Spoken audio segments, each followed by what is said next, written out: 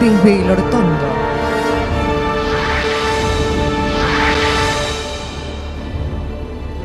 Canal 48. Un aire nuevo.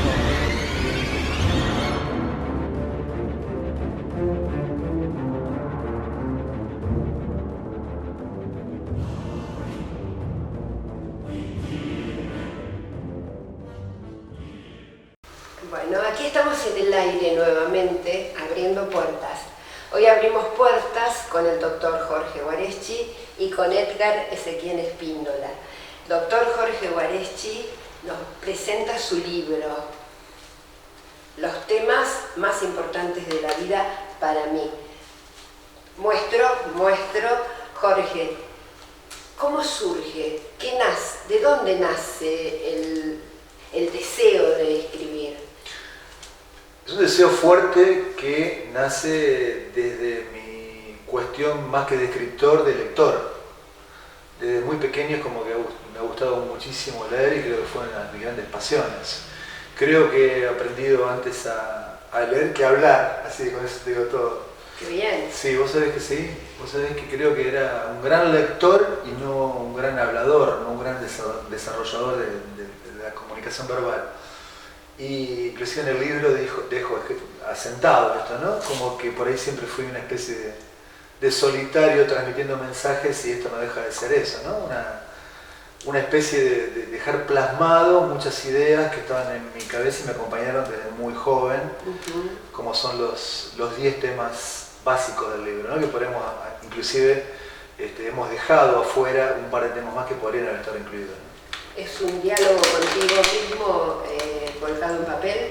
Yo creo que es buena pregunta. Vos sabés que sí, yo creo que tiene muchísimo de autobiográfico, por eso lo estoy, cuando me preguntan acerca del libro, yo siempre digo lo mismo, que está bueno leerlo solo, estudiarlo, pero también es un libro para leerlo de a dos, es un libro para leerlo en forma dialógica e inclusive en grupo. Para debatirlo. Para debatirlo y no leerlo rápido, y menos los hombres que por ahí nos cuesta un poco más que las mujeres, el tema de estos temas, porque son temas más charlados entre mujeres que por ahí entre hombres, ¿no? Entre hombres nos sacás a nosotros del fútbol, la política u otra cosa y somos muy básicos, entonces por ahí el sentido del libro fue como orientado a esto, ¿no? Como decir, bueno, el hombre también está bueno que se conecte con estos temas que pueden acercarlo también a entenderla a una mujer o pueden llevarlo a que tenga una comunicación más rica a nivel dialógico con una mujer. Porque son realmente temas que le gustan a las mujeres, ¿no? Cuando hablamos de amor, de felicidad, de libertad y de los demás temas del libro, realmente son temas que atrapan más a las mujeres que a los hombres. Bueno, pero es muy recomendable para el hombre también. Bueno, lo he leído, confieso que lo he leído primero cuando me lo enviaste, ¿te acordás? Sí, que por no supuesto. estaba impreso todavía. Y bueno, he vuelto a leerlo y realmente es para leerlo, como vos dijiste, debatirlo, ¿no? Leer el tema y debatirlo. Es enriquecedor. Y los hombres se los recomiendo. Cómprenlo y léanlo. Viene bien. Incluso para las terapias también.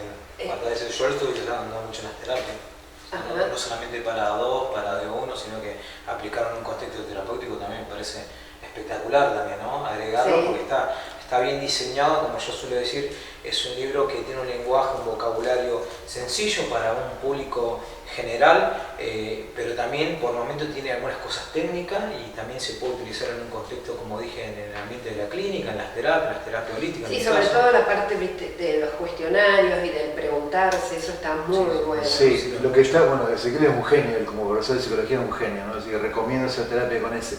Y muchos psicólogos ya me han planteado esto, ¿no? El tema que están utilizando el tema del libro con los pacientes, ¿no? Pues son temas básicamente que aparecen dentro de la terapia, ¿no? Los 10 temas, los digo rápidamente. Decilo, porque... Los 10 temas son libertad, soledad, amor, sexualidad, felicidad, el poder de la madre, apegos, duelos y 2 capítulos específicamente médicos psiquiátricos que son cáncer y psiconcología y ansiedad, angustia y depresión.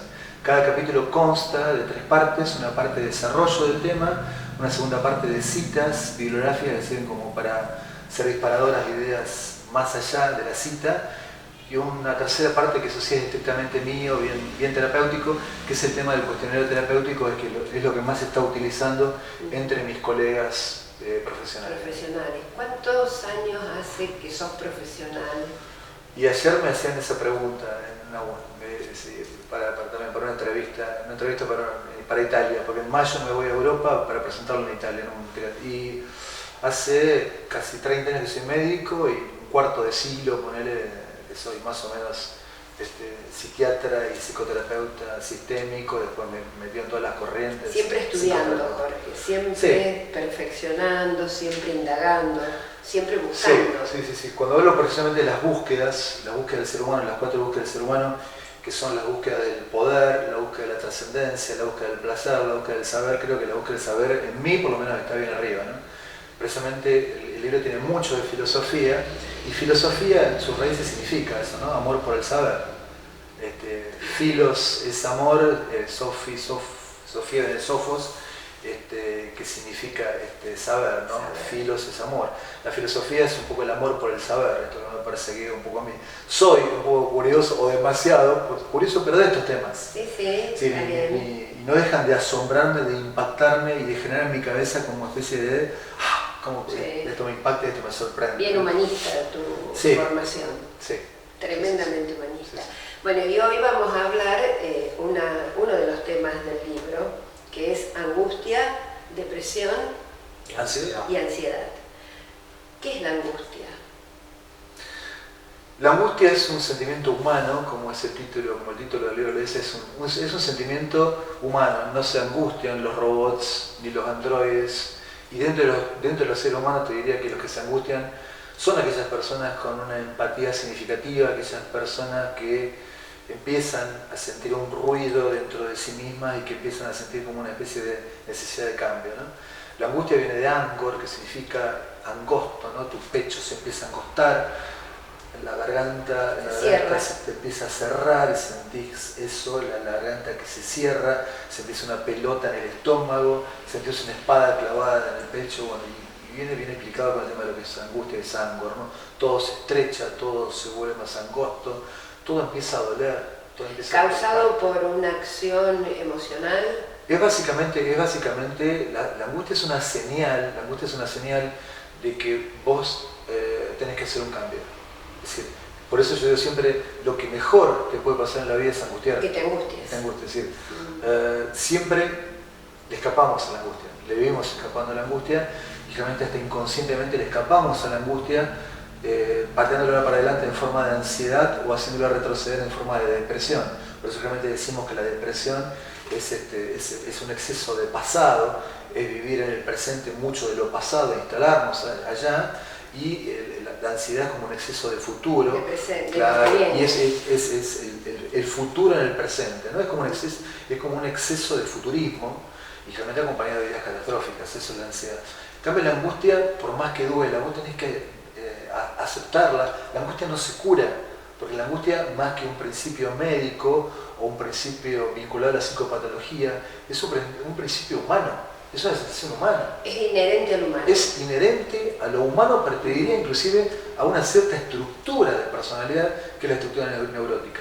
Por ejemplo, el psicópata perverso no se angustia, no te angustias. ¿Somos todos neuróticos? Más o menos hay un promedio de un 80 o un 90% neurótico, ¿no? Bueno, entonces todos tenemos... Exacto. Lo que pasa es que muchas veces se le escapa la angustia, ¿no? Pero la angustia es aquella sensación que vos te obliga a cambiar. Es lo que vos sentís antes de hacer un cambio, ¿sí? Vos sabés que tenés que hacer porque hay algo que a vos te molesta en tu trabajo o con quien estás, porque son las dos columnas principales. Vos, cuando pensás en un ser humano, en una vida humana, vos tenés que enfocarte en esos dos pilares. A ver. En el pilar ocupacional, trabajo, digamos, exacto, en el trabajo. Y en el pilar afectivo. Y lo afectivo. Si lo afectivo es familia de origen, ¿sí? Amistades, ¿sí? Y pareja si vos estás en pareja. Eso es lo afectivo. La columna ocupacional es básicamente tu trabajo, incluye el tema del estudio, incluye algunas otras actividades artísticas, deportivas, pero básicamente es nuestro trabajo porque a lo mejor es nuestro oficio diario. ¿Sí? Lo demás a lo mejor es circunstancial, o es complementario a esa columna ocupacional. Pero básicamente, cuando hay angustia, vos te decís, ¿por qué estoy angustiado? No te escapes de ahí. Eso, porque estás angustiado en un trabajo que no estás satisfecha, porque vos decís, bueno, este trabajo ya no me gusta, no me moviliza, entonces aparece el conflicto, pero lo tengo que seguir haciendo porque si no, no como. El conflicto son dos fuerzas enfrentadas, entre decir, bueno, que siento, y a lo mejor siento como que esto ya terminó, y la otra fuerza que me dice, no puedo dejarlo porque esto me da de comer. Entonces se juega tu supervivencia. En lo afectivo pasa exactamente lo mismo. En lo afectivo decir, bueno, con esta pareja ya no tengo más deseo ni sentimiento, entonces la relación es imposible. Cuando vos estás eso lo podés ver con un amigo que no haya deseos, pero vos lo que hace presente, lo que presentifica, por eso podemos responder el tema del amor, que es lo que me acerca a alguien, es el deseo. Vos cuando el deseo es la fuerza propulsora hacia alguien. Cuando ya no hay ese deseo, no hay nada.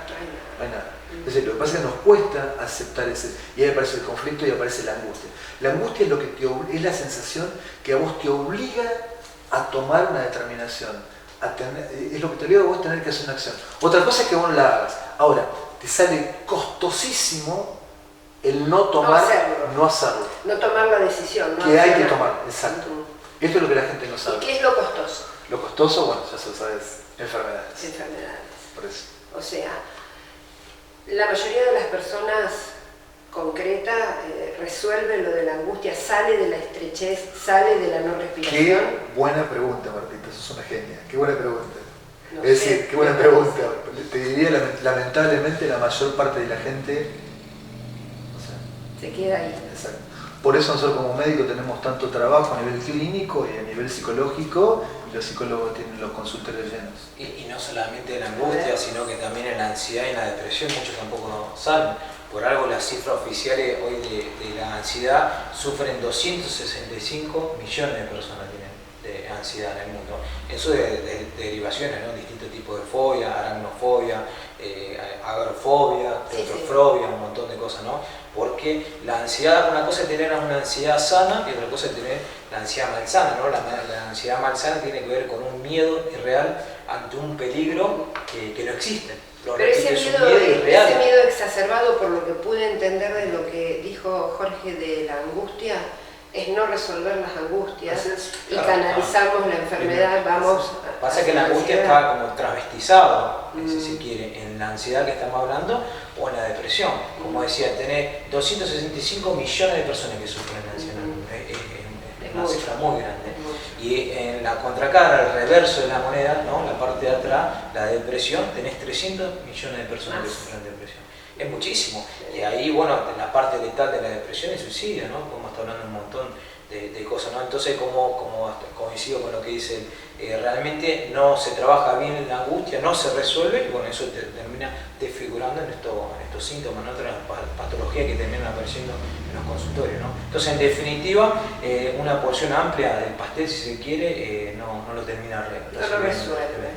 ¿Y cuáles son los indicadores primarios de una angustia? Que vos tenés, digámosle a quien nos está escuchando, por ahí dice, ¿cómo? A lo mejor no me doy cuenta de que tengo angustia.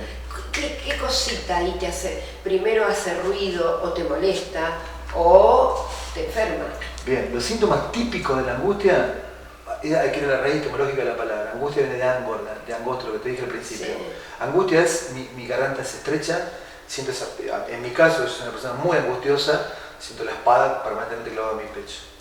O sea, la angustia, en mi caso, la persona dice, y tengo algo acá y no me sale. Y otra te dice en el estómago, tengo una pelota en el estómago. En mi caso, yo soy bien cardíaco, bien de corazón. En mi caso, la angustia es una espada clavada en el corazón de forma permanente. Sentí una espada en el pecho. Ahora, si vos no escuchás esto, porque la angustia no hay que curarla, a la angustia hay que escucharla y hay que resignificarla y trascenderla. Es decir, la angustia es algo que vos estás diciendo, bueno, estás pasando por algo que vos tenés que resolver. La angustia te impone resolver. Fatal paradoja, te impone de decidir y de resolver. Si te quita la libertad, pues vos dejás de ser libre, porque tenés que decidir. Hay una paradoja. Es decir, la angustia solamente desaparece cuando vos resolvés. ¿Sí? Ahora, hay angustias más chiquititas, que la angustia más chiquita está vinculada al vivir situaciones cotidianas. Es decir, bueno, no sé, tengo a mi hijo que tuvo un problema y me angustió porque a lo mejor eso se aumenta, ¿sí? O tengo un problema en el trabajo y me angustié, ¿sí? Pero se resuelve. Pero se resuelve. Pero se resuelve. Yo por suerte últimamente estoy angustioso, pero con angustias menores. Pero hay angustias mayores. La angustia mayor, te lo voy a decir, está vinculada esencialmente a la cuestión... La angustia, creo, y estoy convencida, la angustia te genera hipertonicidad miofacial. Totalmente. De los tejidos tisulares. Totalmente. De los más profundos. Entonces, nosotros que trabajamos eso, es muy buenas las terapias de apertura. Paradójicamente hay que saber muchísimo de las cadenas musculares y de las cadenas miofaciales, porque trabajan en agonistas y antagonistas y como una cuestión de poleas. Entonces, cuando se hipertonifica un sector de las cadenas, tenés que saber a dónde hay síntomas, pero tenés que saber qué tenemos que ir a abrir para no dañar, porque se dañan los tejidos. Exactamente. Entonces, cuando nosotros trabajamos el cuerpo y abrimos las cadenas de apertura o de cierre, la que fuere, vamos a colaborar para que esa angustia salga, se canalice y se resignifique. Exacto. Por eso el trabajo que yo hago es muy importante. Sí, fundamental. Se me cayó una cosita. Es fundamental el trabajo que haces, es fundamental y muy noble, muy importante, Martita, porque no lo hace nadie. No lo hace nadie. Claro, lo comento porque generalmente se desconoce el trabajo mío y es muy importante porque yo he tenido personas que han venido angustiadas, con dolor, complicadas, y a través de mi trabajo pudieron resignificar y salir. Bueno, eso se trabaja. Lástima que generalmente no se deriva, no sé por qué. Es fácil la respuesta. No sé. Hay un comercio mayor que nos supera. Qué lástima. El comercio faraónico de los psicofármacos. Y bueno, precisamente uno de los capítulos es cáncer y psico-oncología, y acá si vos lees, yo con mis pacientes trabajo, tengo muchos pacientes recuperados con el tema de cáncer por haber trabajado las características de este libro, que no necesitaron tanta quimio, tanto rayo y tanta cirugía. Pues ya sabemos, bueno, con Martita lo venimos charlando hace mucho, el tema del cáncer, y como actualmente sigue existiendo el tema de una terapia, un tratamiento exorcizante. Si se trata del paciente con cáncer como si le hubieran puesto una cosa, y el cáncer no es más ni menos que tus propias células que han tenido un crecimiento exagerado y desordenado. Pero como desde el punto de vista médico y desde el punto de vista masivo en general, hay algo que tengo que extirpar, hay un sentido de decir, bueno, tengo que extirpar este mal, como si el cáncer fuera algo malo, y el cáncer no es algo, ¿viste? La gente dice, no, tengo algo malo, dice la gente, ¿no? La gente no pronuncia la palabra. Hasta les cuesta pronunciarse, decirlo. Nadie dice tengo un cáncer, lo dicen cáncer y quieren evitar la palabra cáncer, por eso es dramático. La tragedia está en la raíz misma de pronunciar la palabra. Entonces, al no hablar del tema, no porque vos no hables del tema, no lo vas a tener. Es todo lo contrario. No porque vos no hables de la muerte, no te vas a morir. Hay que hablarlo. Exacto. Hay que liberarlo. Exactamente. Y hay que incorporar información que sea útil. Porque nuestro cerebro, como esto lo digo como médico, nuestro cerebro, este órgano rector, nos cura de todo. Lo que pasa es que la mente, que es el funcionamiento, es poderosa y lo engaña. Cuando vos tenés a la mente que una persona te dice una cosa, otro te dice otra, entonces vos eso vas construyendo la mente. Hay un bombardeo de ahí de cosas. Esa mente va engañando al cerebro y el pobre cerebro no puede solucionar nada. Nuestro cerebro puro, nos cura de todo. No necesitamos nada externo si nuestro cerebro está puro. El cerebro es un órgano maravilloso que te cura de todo. ¿Pero qué? Si no está contaminado por cuestiones mentales. La mente puede ser una traicionera terrible y hasta te puede matar. Sí, por supuesto. Hay que saber silenciarla. Así es. Tu mejor amigo o tu peor enemigo, la misma mente, ¿no? Hay que saber detenerla. Pero para responder tu pregunta, comercio, así como en el cáncer, se instaló el tema de la cuestión exorcizante, hay que extirparlo con cirugía. Si esté mal, hay que extirparlo con cirugía, hay que quemarlo con rayos, hay que envenenarlo con drogas, porque ahí te das cuenta. Es decir, está orientado el cáncer perversamente, yo soy médico, ¿no? Perversamente desde el punto de vista médico, como si el cáncer fuera algo malo, que hay que exorcizar, hay que sacar de tu cuerpo, y son tus propias células que han perdido, y esto científicamente es así, científicamente, me hago cargo, el cáncer son nuestras células que han perdido la capacidad de mitosis normal, la capacidad de replicación normal. Y esto lo maneja el cerebro. Cada célula de nuestro cuerpo está manejado a través de cables que se llaman nervios por nuestro cerebro. Sí. Y ahí puede haber influido seguramente lo no resuelto de la angustia que ahí influyó. Perfecto. No se resolvió. Exacto. Y bueno, enfermamos. Exacto. Exacto. Tu cerebro te pasa factura. Te pasa lo que yo te decía cuando me preguntabas cómo se manifiesta y yo te dije enfermedades. Es decir, los signos de angustia es lo primero. Está hablando de la espada, está hablando de la pelota y está hablando sí. Bueno. Eso está hablando, pero después el cuerpo empieza a gritar y te grita y tenés una gastritis, una úlcera y después ya llega el grito final, un cáncer. ¿Por qué? Porque vos no escuchás. O un infarto. Exacto. Pasa mucho. Joven. Sí, una ACV, un laberinto. O terminar con adicción. O adicción. Eso que decía, a mí me encanta cómo en tu libro lo termina explicando y dice, ¿qué pasa cuando te angustias? ¿Dónde te escondes? ¿No? Y termina diciendo que mucha gente se esconde detrás de las adicciones. Un montón de tipos de adicciones. El alcohol, el cigarrillo, la adicción también a las parejas, ¿no? La adicción a los celos, al sexo, a las compras, ludopatía, a los juegos, ¿no? ¿Qué pasa? ¿Qué haces con la angustia cuando la tenés? ¿Lo resignificás, te lo cuestionás? ¿Es como un presagio o te terminás escondiendo detrás de las ansiedades, detrás de las adicciones, o te vas para atrás, la depresión, lo que dijo ¿no? Jorge, que la mayoría hace todas estas cosas. Sí, se esconden detrás de las adicciones. A lo mejor porque no... A ver... Para mí no hay información. Ahí está, no hay información. Por eso creo que Jorge fue claro con que prestemos atención. Opresión en la garganta, opresión en el pecho, opresión en el estómago. Lo primero. Bueno, acudamos a quien nos oriente y que nos haga ver. Vos ya estás preparada. Lamentablemente no hay mucha gente preparada. Aparte de vos, porque me venís escuchando hace mucho tiempo. Claro, pero... Bueno, Ezequiel que también me escucha, pero no hay mucha gente que tiene ganas, de superar los problemas más importantes. Vos no sabes, Jorge, la falta de información. Pero mucha gente prefiere estar en la zona de confort, estar en círculo en la zona de confort. Porque esa zona de confort también nos enferma. O lo que vos dijiste, la farmacología, que a lo mejor vos le recetan una pastillita tapamos todo, pero no vamos al profesional indicado para que liberemos. ¿Sabes lo que te mata en depresión? La depresión no te mata. ¿Sabes lo que te mata la depresión? La acumulación de antidepresivos durante décadas de tu vida. No es que el antidepresivo te haga mal, el antidepresivo hay que darlo durante un tiempo. Después. No durante décadas, como algunos psiquiatras colegas me dicen, no, esta pastillita la tenés que tomar todo el resto de tu vida y vos a lo mejor tenés 30 años. Sí, ya sé, dependiente. Exacto. Entonces vos tenés una acumulación de 40 años de psicofármacos y no es así. Los psicofármacos hay que darlos en un periodo acotado de tiempo, acompañado por lo que vos haces y por mucha psicoterapia. Hay que brindarle herramientas, instrumentos al paciente y decir, bueno, esto es lo que te está pasando y llegar a las causas.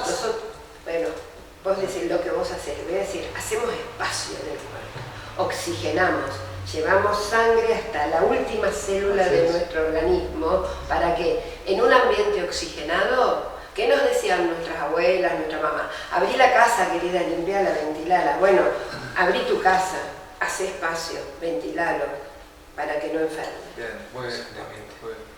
Algo más para contar sobre la ansiedad y la depresión, porque él tiene, ¿viste? Sí, estamos... Están sincronizados acá. Sí, estamos sincronizados, pero sí, coincido plenamente lo que dice la angustia. A mí me encanta algo para destacar, justo también dice el libro que él lo ve a la angustia como un motor de cambio, un motor de avance. A mí me encanta porque arranca con una definición positiva de angustia. La persona que pueda adquirir el libro de él, que está bien específico, explicado, me gusta porque lo arranca una definición positiva, ¿no? De la angustia. Dice que es un motor de cambio, el motor de la búsqueda, y después termina explicando la angustia con estos fenómenos negativos que de todas maneras se pueden solucionar entendiéndolo, buscándolo, resignificándolo, como dice, escuchando, ¿no? Porque la angustia termina siendo también como una premonición, un aviso de que las cosas no están dando bien y si no la atendemos se termina cumpliendo. Se van a complicar. La mente y el miedo en la persona es autoconvocante. Eso siempre me quedo. Cuando uno más miedo tiene, lo llama a estos fenómenos, ¿no? Entonces la angustia es un llamado a atención, como decís vos también, es una herida, pero es una herida invisible, lo dice el libro.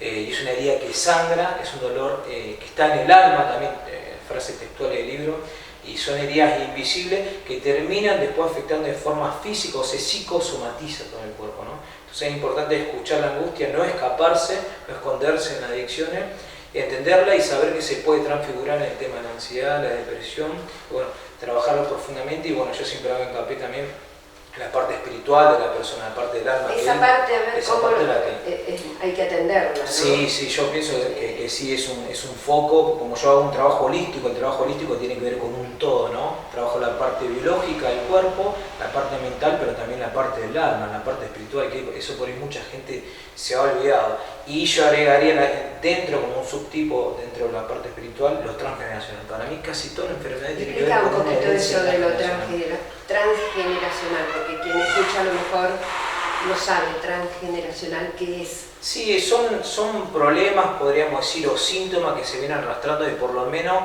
yo antes venía diciendo 3 generaciones, pero ahora en todos los trabajos que me están tocando, yo ya estoy descubriendo 5 generaciones como mínimo. Antes. 5. Sí, de la persona, por ejemplo, me están tocando muchas personas con depresión, yo ya me juego la cabeza y prefiero que ruede, que me critiquen, pero para mí la depresión es una enfermedad transgeneracional. Depresión de verdad, digo, no una tristeza, ¿no? Porque la tristeza está exacerbada y cuando llega, es una cosa, por eso digo, la depresión de verdad cuando la persona viene a la consulta, yo siempre digo que en realidad la persona no viene con la depresión, sino que la depresión lo trae a la persona.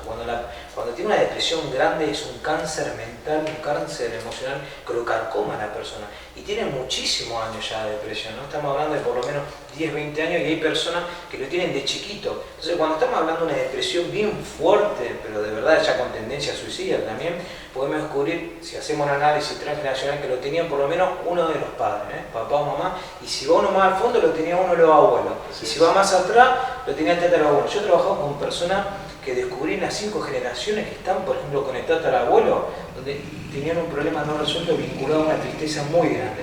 No estoy diciendo que todos han tenido depresión, pero sí que han tenido una tristeza muy fuerte, por ejemplo, el tatarabuelo, el bisabuelo, no lo pudieron resolver, pasa una tristeza más grande en el abuelo y después ya encontramos ya los gérmenes de la depresión en mamá y papá y termina estallando la bomba en esta persona que viene a mi consulta, ¿no?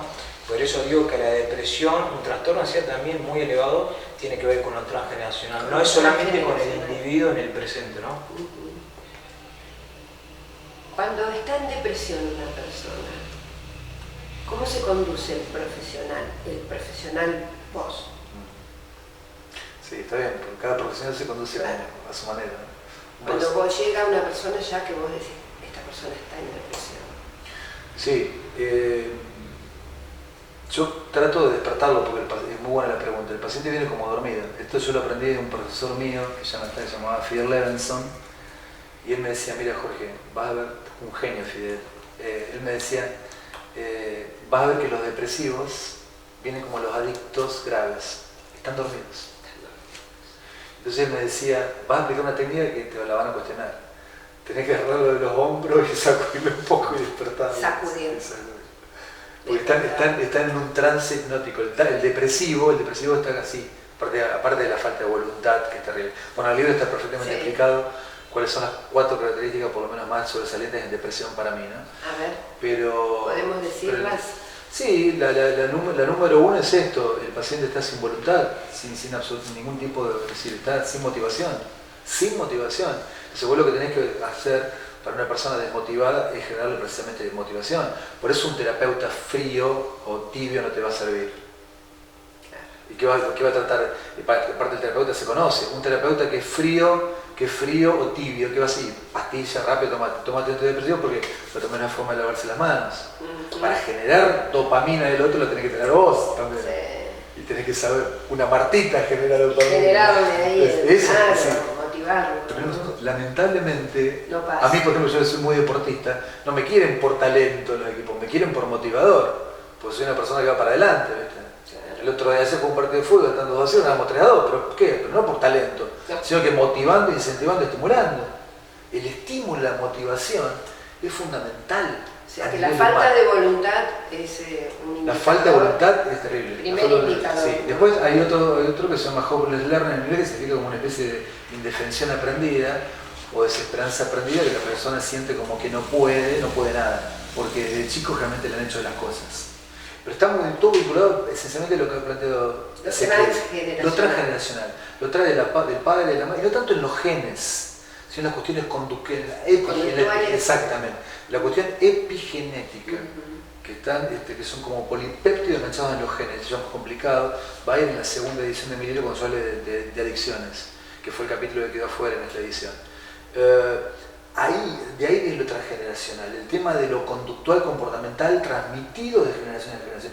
Porque en el depresivo hay ciertas características que se transmiten así familiarmente.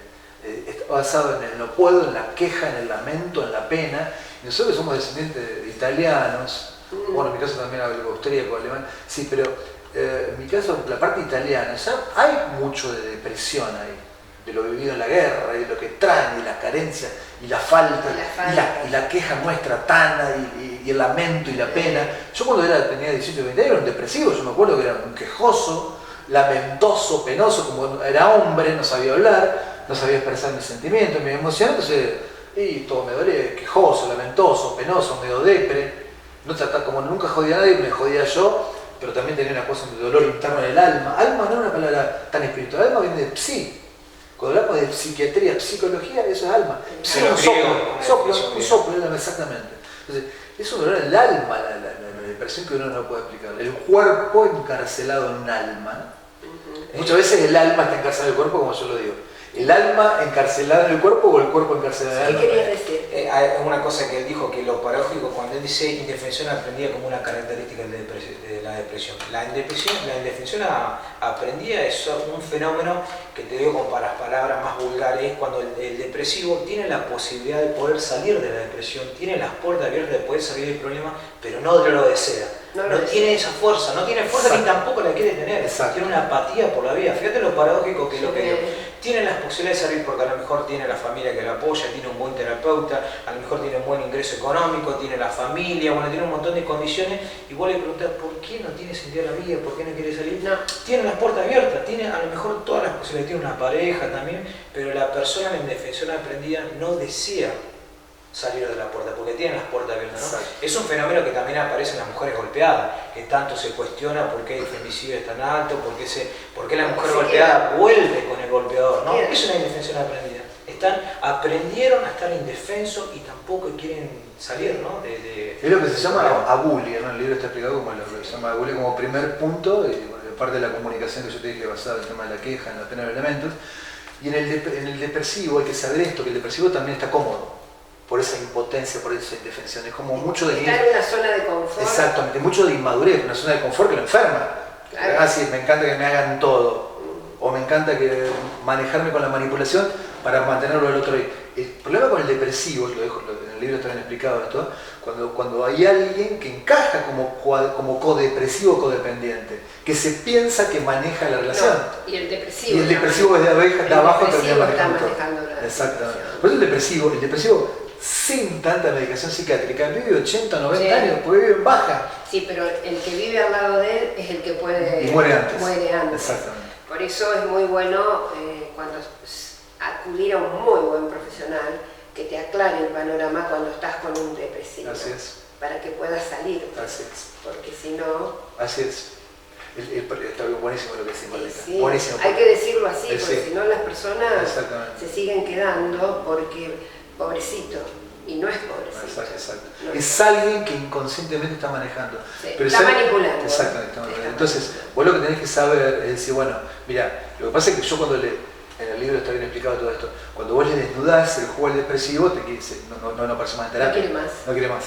Y se borra. Para agregarle una frase hermosísima del libro de Jorge que dice, la depresión es una prisión donde eres tanto el prisionero como el cruel carcelero. Fíjate, eso está en la misma mente de la persona. Sí.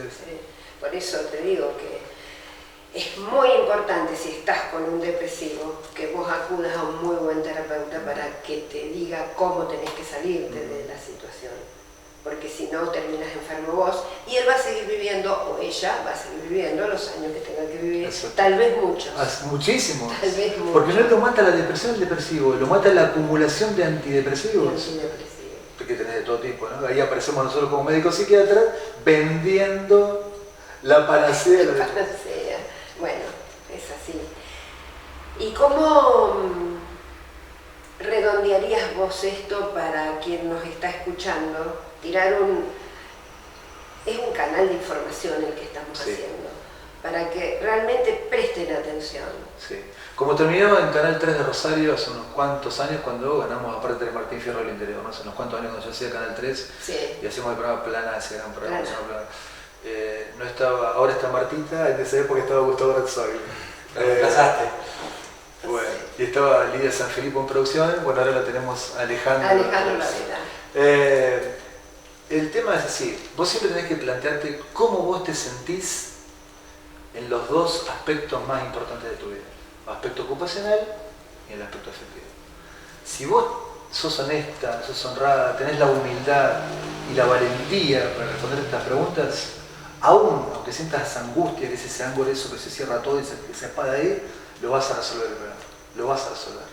Aunque estemos llenos de miedos, de temores, el problema, como decía recién Ezequiel, tiene solución y lo vamos a resolver. Ahora, cuando vos disfrazás esa angustia, ese motor de cambio, que es la angustia en nuestras estructuras neuróticas, y ya tenés un trastorno de ansiedad o cualquier tipo de los 10 desórdenes de ansiedad o ya psicosomatizado, y estás allá en el futuro con la ansiedad, tenés que volver al presente. Tratá de volver al presente, no te escapes. No te escapes. Y la depresión, que es el escape hacia el pasado, trata de ver el presente, no le tengas miedo. Y para eso hay que vencer ciertas resistencias. Y para vencer esas resistencias hacen falta, aparte de los 10 temas que yo hablo acá, hacen falta dos cuestiones que son la humildad y la valentía.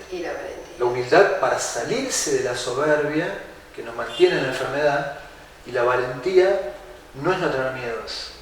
La valentía es sentir el miedo, exactamente, atravesarlo, enfrentarlo y trascenderlo, superarlo. Y trascenderlo, superarlo. Sí, eso, bueno, creo que lo definiste bien. A ver, hiciste el circulito. ¿Y vos cómo lo cerrarías? Sí, cerraría que compren el libro.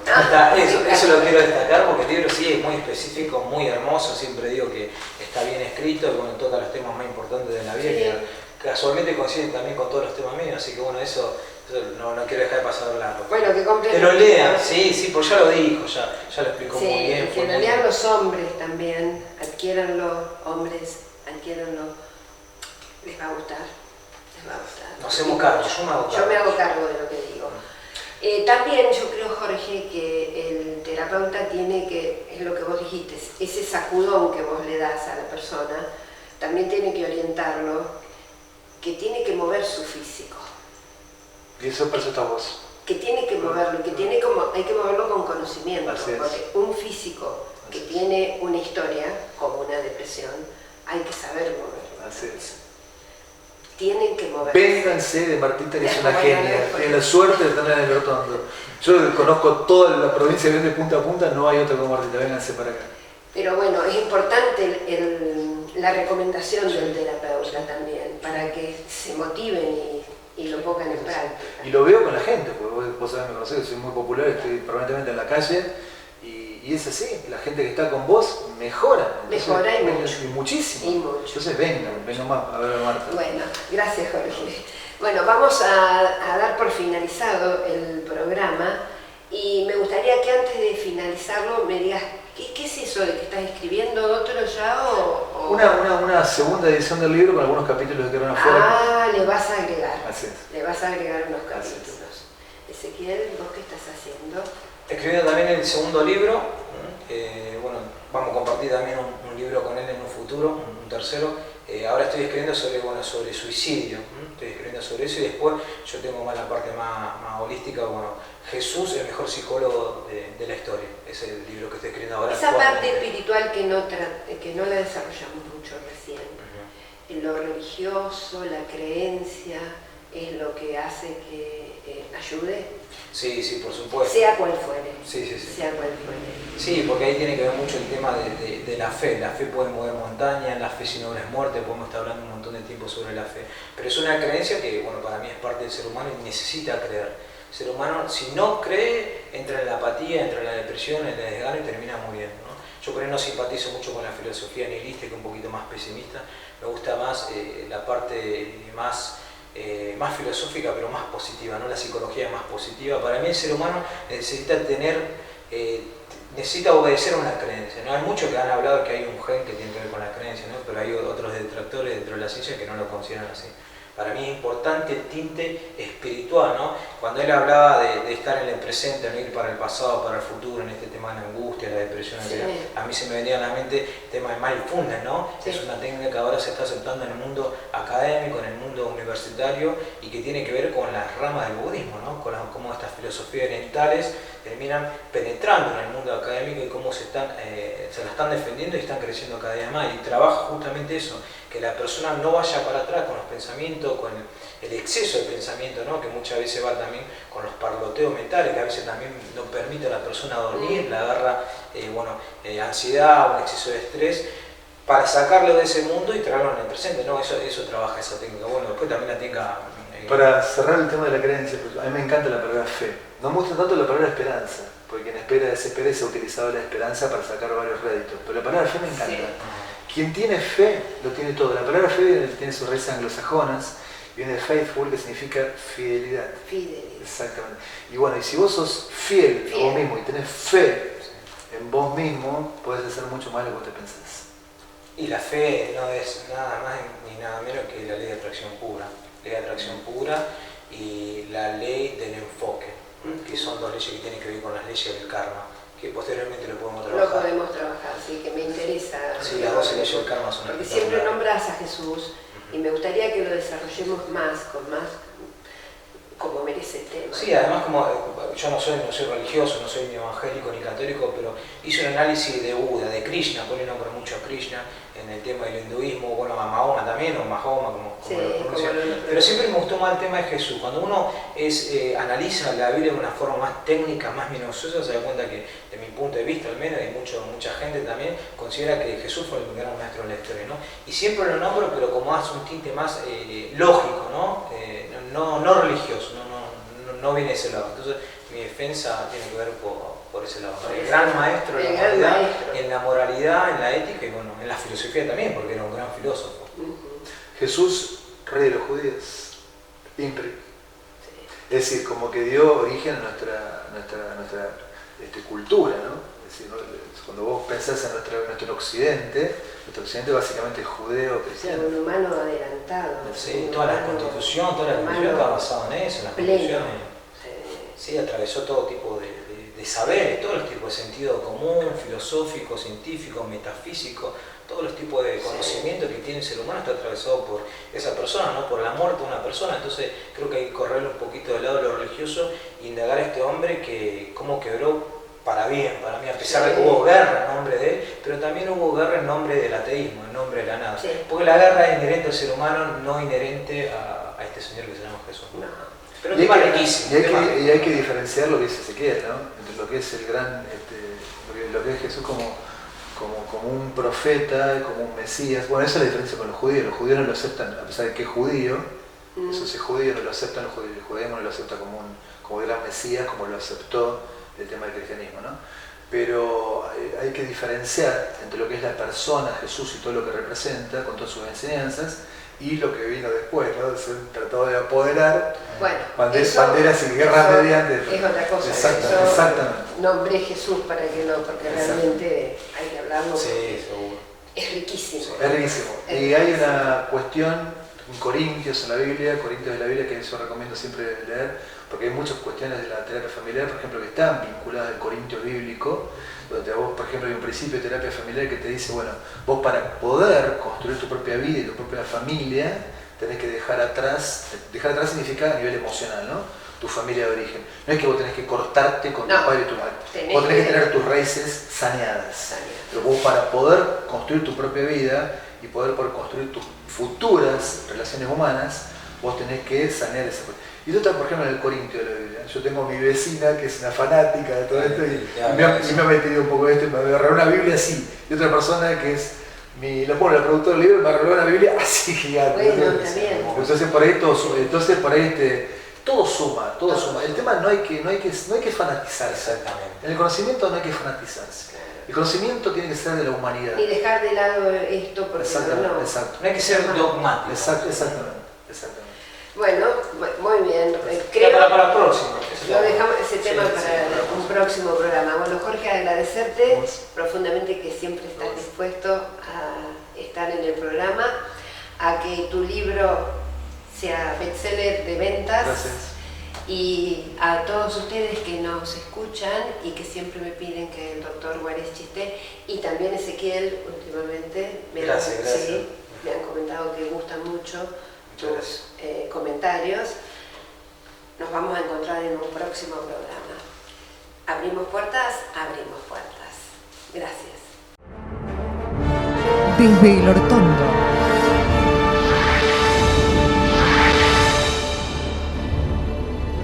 Canal 48. Un aire nuevo.